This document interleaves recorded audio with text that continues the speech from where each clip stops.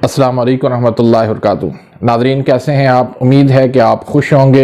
अल्लाह ताला आपको ढेरों सारी खुशियाँ अता फरमाए और अल्लाह पाक आपको सेहत व तंदुरुस्ती अता फरमाए।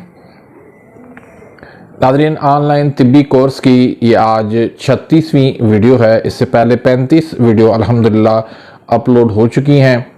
तो अगर वो आपने वीडियोस नहीं देखी तो वो वीडियोस देख लें, इंशाल्लाह आपको बहुत ज़्यादा इससे फ़ायदा होगा। तो आज का जो हमारा टॉपिक है वो है नसियान का। नसियान, जिसको भूलने की बीमारी कहते हैं। आम तासुर ये है कि इस बीमारी का ताल्लुक दिमाग की कमज़ोरी से है और फिर लोग जो है वो दिमाग की ताकत की दवाई अद्वियात जो है वो कसरत से इस्तेमाल करते हैं, जिसकी वजह से इसमें बहुत ज़्यादा मसाइल खड़े हो जाते हैं, बहुत ज़्यादा प्रॉब्लम्स खड़ी हो जाती हैं। तो आज की वीडियो इस हवाले से बहुत ज़्यादा अहम है कि हमने पहले ये देखना है कि इसका सबब क्या है, मर्ज़ का, इसके कास क्या है, इसकी वजूहात क्या हैं। क्योंकि किसी भी मर्ज़ के लिए कास का जानना ज़रूरी है। जब तक हमें पता नहीं चलेगा कि मर्ज़ का सबब क्या है तो हम उसका इलाज भी नहीं कर सकते। देखिए नाज़रीन, आपने अक्सर ऐसे दरख्त देखे होंगे जिनके चारों अतराफ अगर पानी ज़्यादा देर तक खड़ा रहे तो वो दरख्त जो है वो सूख जाया करते हैं। हालांकि दरख्त के लिए पानी तो उसको बढ़ाता है, लेकिन ज़्यादा पानी खड़ा होने की वजह से वो दरख्त जो है वो सूख जाता है। तो ये नसियान की बीमारी जो है ये भी इस तरह की है। दिमाग की कमज़ोरी नहीं होती, ब्लड का जो सर्कुलेशन होती है वो दिमाग और आसाब के अंदर बहुत ज़्यादा हो जाती है।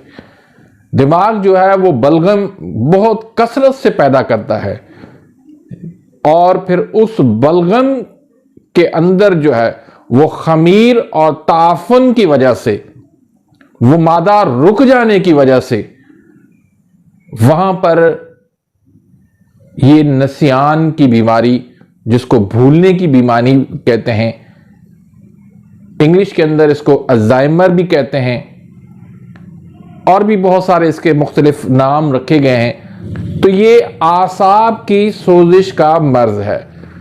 जब दिमाग और आसाब के अंदर बलगम की अलकली की ज्यादती हो जाती है, मादा वहां पर रुक के वहां पर खमीर और ताफुन पैदा हो जाता है, तो उस वजह से ये बीमारी लाहक हो जाती है। फिर क्या होता है, भूलना बहुत ज्यादा हो जाता है। अक्सर ये समझा जाता है कि ये भूलना जो है वो बड़ी एज वालों के होता है।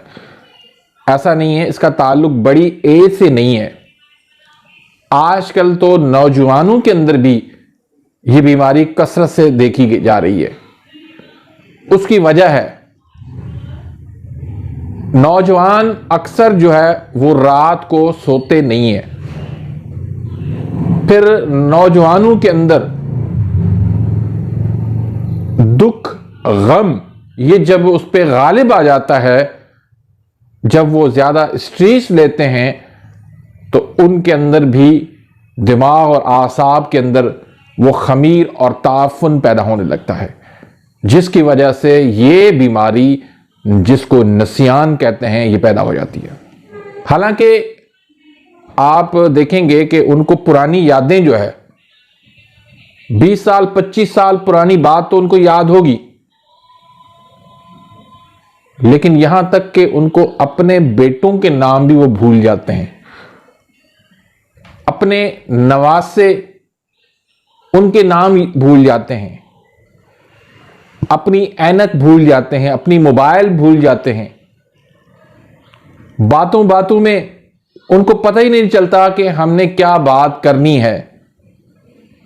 नमाज पढ़ते पढ़ते भूल जाते हैं। तो ये सारी अलामात जो है वो निस्यान की होती हैं। अब वो मर्ज की शिद्दत के ऊपर है, अगर उसके अंदर मर्ज के अंदर ज़्यादा शिद्दत आ जाए तो ये अलामात जो है वो शिद्दत अख्तियार कर देती हैं। तो नाज़रीन, ये जो मर्ज है ये आसाबी उज़लाती में ज़्यादातर होता है, आसाबी गुद्दी में भी हो सकता है, आसाबी उज़लाती में ज़्यादातर होता है। तो इसका इलाज हम किस तरह करेंगे कि 4 नंबर में गुद्दी उज़लाती से हम इसका इलाज करेंगे, या फिर यह है कि अगर ये आसाबी गुद्दी का मर्ज है तो हमने इसका 3 नंबर में इसका इलाज करना।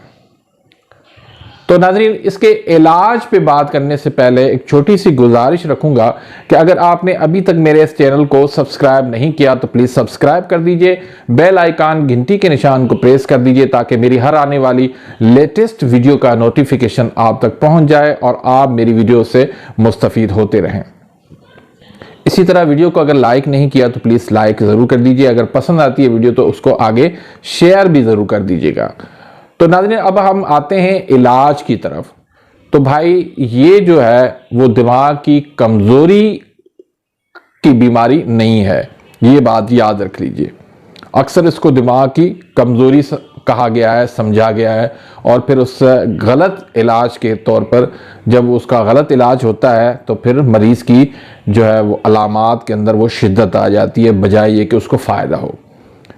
तो दिमाग और आसाब के अंदर सोजिश होने की वजह से ये बीमारी पैदा होती है। दिमाग के अंदर जो बलगम की ज़्यादती हो जाती है, मादा वहाँ पर जो रुक जाता है, वहाँ पर खमीर और ताफुन पैदा होता है, तो उसकी वजह से ये बीमारी पैदा हो जाती है। अब इसका इलाज जो है ये है कि उस बलगम को जो मादा रुक गया है दिमाग के अंदर उसको खारिज कर दिया जाए। अब ये बात याद रखनी है, पहले भी मैं मुख्तलिफ वीडियोस के अंदर बता चुका हूँ कि जो मादा जिस तारीख के अंदर रुक गया है तो उसकी जो मशीनी तारीख है तो वो कभी भी उस मादे को नहीं निकाल सकती, बल्कि जो अगले उज़ू की जो मशीनी तारीख होगी वही उस मादे को खारिज कर सकती है। अब मसलन ये आसाबी गुद्दी तारीख का ये मर्ज है, तो ये जो है वो तस्कीन पैदा करता है कहाँ पर, उज़लाती गुद्दी तारीख के अंदर। ये तरीक की जो है वो बीमारी है, तो इसका इलाज हमने खुश्की से करना है। और ये जो मादा ये जो मादा जो दिमाग के अंदर रुक गया है इसको खारिज करने के लिए हमने उज़लाती गुद्दी जो दिल की मशीनी तारीख है उसको हम एक्टिव करेंगे। जब वो उसको हम एक्टिव करेंगे तो जो दिमाग के अंदर रुका हुआ मादा है वो उसको खारिज करना शुरू कर देगा। तो उसके लिए एक बेहतरीन नुस्खा जो है वो हब्बे साबिर का है। ये बलगम को जिस्म से खारिज कर देता है, जहां जहां वहां जो मादा रुका हुआ होता है उसको आसानी से बलगम को ये खारिज कर देता है, हब्बे साबिर। एक नुस्खा आप ये ले लें। दूसरा नुस्खा आप ले लें हब्बे इस्तखुद्दूस का। तो उसके अंदर भी जो नुस्खे हैं वो स्क्रीन पर आपके अंदर जो अज्जा हैं वो से नोट कर लें, ये आप इस्तेमाल करें। इसके अलावा आप जो है हब्बे मकवी ख़ास ये भी आप दे दें।